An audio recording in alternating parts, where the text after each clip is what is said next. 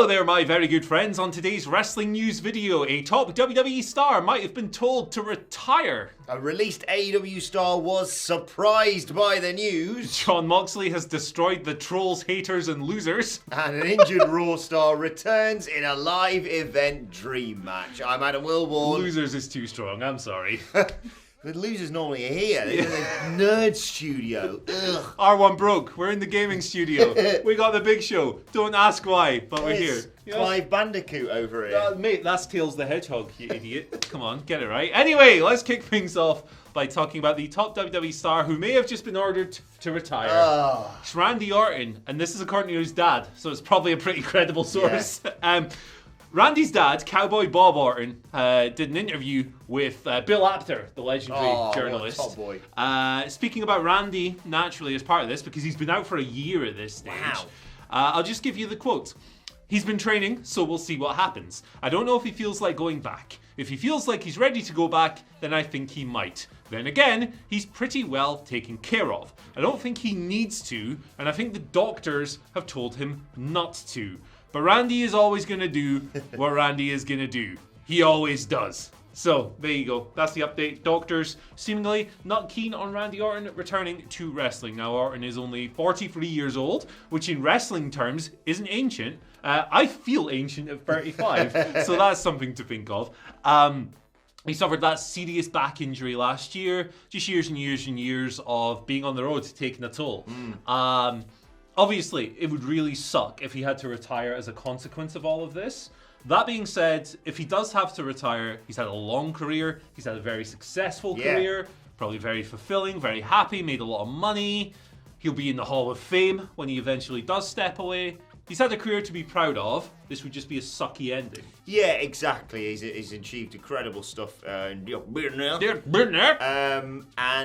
I'm sure he'd be a great wrestling mind to potentially have still around in WWE, depending. But like you say, the beauty of this is so often when we talk about older wrestlers being forced to retire, it's like, how are they going to provide for themselves? I think he's going to be all right, to be perfectly honest. I think the main issue is for the fans is we didn't get to go, this is his last match. I hate that when it's like, oh, this has already happened and I'm not going to step back between the ropes. As with all wrestlers, never say never. You know, I've seen people come back from career-ending injuries, neck stuff, obviously all over the place. This may well be slightly different.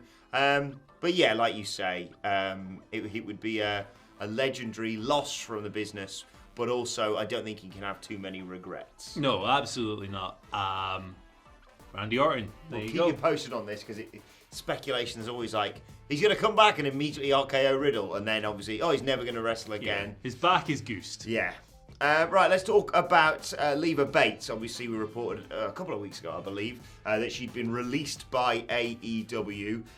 We should correct us before the comment section does. Her contract expired and wasn't renewed. That's what I mean.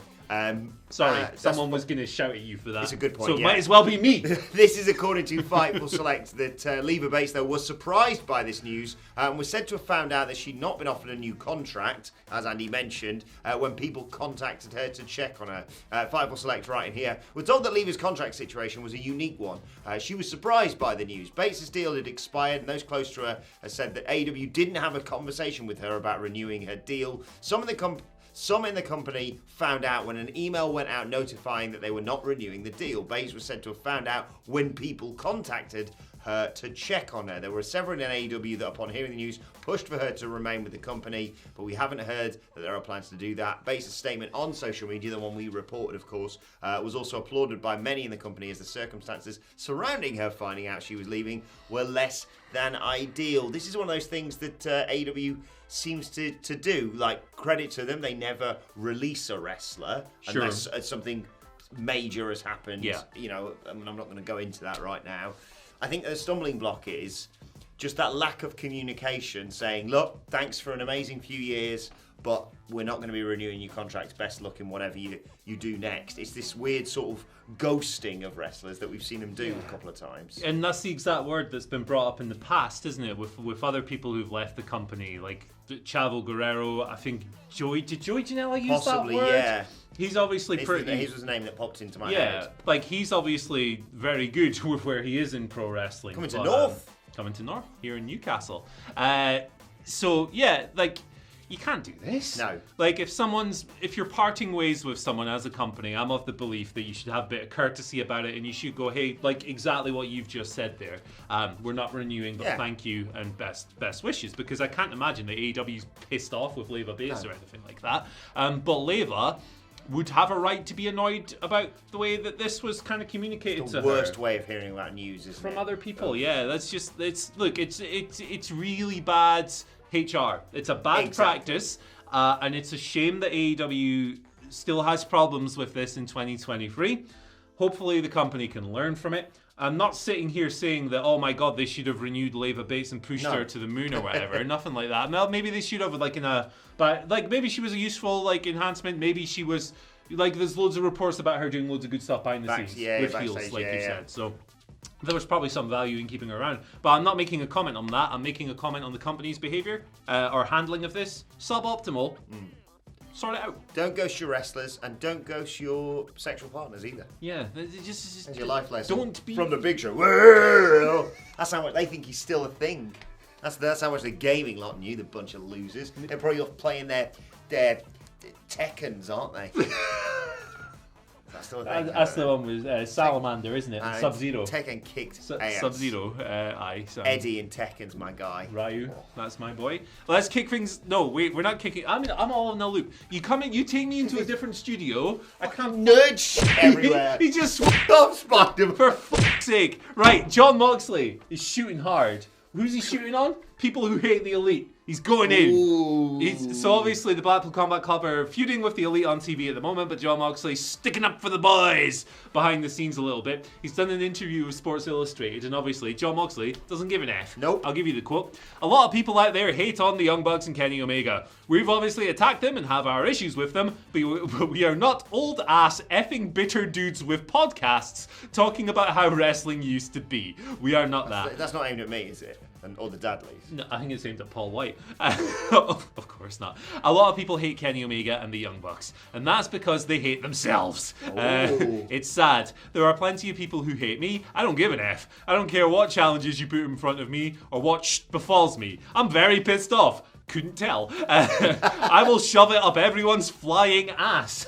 Flying ass? Is that a phrase? I don't know.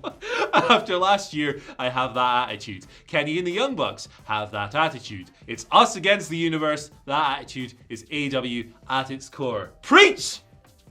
I'm just trying to work out who this could be aimed at. It's so subtle. And no. Let me know if you can work this out in the comments. Let us know what you think down there. It's a tough one. Pew, pew, pew. Obviously, you are free to enjoy or not enjoy any wrestler that you like. Or any podcast. Yeah, be it John Moxley, be it anyone in the world. Name a wrestler. You don't have to like them. It's fine. Taste is entirely subjective. You like what you like, and you don't like what you don't like. Just, I would say that podcasters who compare wrestlers to Adolf Hitler, which the gentleman that John Moxley is quite clearly referring to. Oh, is that who it is? Has done, and equated them to various criminals and stuff. Not the way to go, in my opinion. I prefer a more balanced approach to criticism, and I agree with everything John Moxley said. Listen, be nice. SmackDown Rampage reviews coming later on today. WhatCulture Wrestling, wherever you get your podcast from. You guys are good. You guys are nice. Okay. Well, you're nice. Yeah, Stacks can get a bit out of hand. The elephant. Crushing out. Honestly, the wage bill for that show is going... brother, have you seen my budget? Listen. Come on. Getting tight with these animals. Right, let's talk about Johnny Gargano. Thank goodness he is back wrestling, and he's wrestling dream matches on the live event circuit. He just returned with a match, and a loss, obviously, against Intercontinental Champion Gunther. Both Gargano and Gunther, of course, moved to Monday Night Raw in the draft. He'd been suffering with injuries for a while now. He got a shoulder injury at a December house show. He sort of worked through it. He obviously did Royal Rumble. Then he had a great match with Grayson Bloody Waller, who's just been drafted to the main roster. And he's going to be doing stuff on SmackDown this week. Did that, but then he's been off since then. Thankfully came back, though. And the brief clips I've seen on Squared Circle, he looks back to his best. Maybe do something with Gargano on the main roster would be my main suggestion involving all this. He has not had the best main roster run. It's very fair to say that, I think. However, WWE often try things out in trial matches and feuds.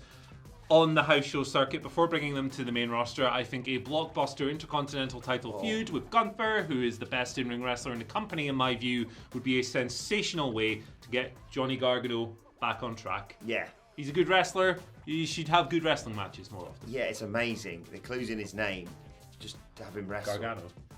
The wrestling part. Okay. His nickname, I should say. Yeah, just have him wrestle. I used to be in an E-Fed with Johnny Gargano. True story. Right, let's move on to your Twitter. I'm not lying either. At WhatCulture WWE, of course, you want to get in touch with us. If he's watching this video, he's going to block me for that. But He did what?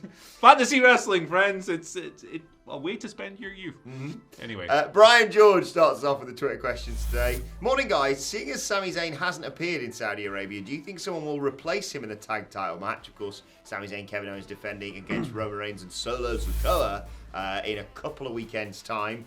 Or will it take place as advertised? This was stunning news on Friday night. Yeah, it certainly was. Surprising news, of course, because he's of Syrian extraction, and Exactly. that has prevented him from appearing on these shows in the past. I wouldn't want to sit here and go, this is because of this, because then it would be interpreted as a report, and I have no information on this. But it was reported last week worldwide that Syria and Saudi Arabia have reopened diplomatic relations with embassies and stuff. And again, I'm not an international relations expert, so I can't sit here and go, yes, it's because of that. But maybe it has something to do with that, and then maybe this match will go ahead after all. It's interesting as well because Kevin, obviously, he's not as deep into this as Sami is, but he's previously not gone on these shows before as well. So him going is a big deal too. But yeah, I mean, there you go. That's as much as I've had my is. fingers burnt in the past, I do think this match will go down as advertised. I don't think WWE would book something 2 weeks out and then immediately change it. I think it's a really intriguing match as well, with everything on the line, the panic around Roman collecting more belts. I love it as a piece of booking, as long as the people involved in it are okay with going to Saudi Arabia, or they could just do the Daniel Bryan green screen gimmick. So, we're still waiting for that. Come on. One of the great misses. Bring back the Thunder. No, I can't even say that with a jokey face. I don't even know if this is a question or of a statement about John Moxley, and please don't come after us because he clearly is on one at the moment. Time Pants writes, Ayo! WhatCulture? Have you also gotten to the point where it no longer occurs to you to even mention that John Moxley got busted open during a match anymore? Nah, it's a thing. Like, he did it on the first house show, for goodness sake. There's like no cameras rolling. John Moxley's like, okay, I'm gonna bleed.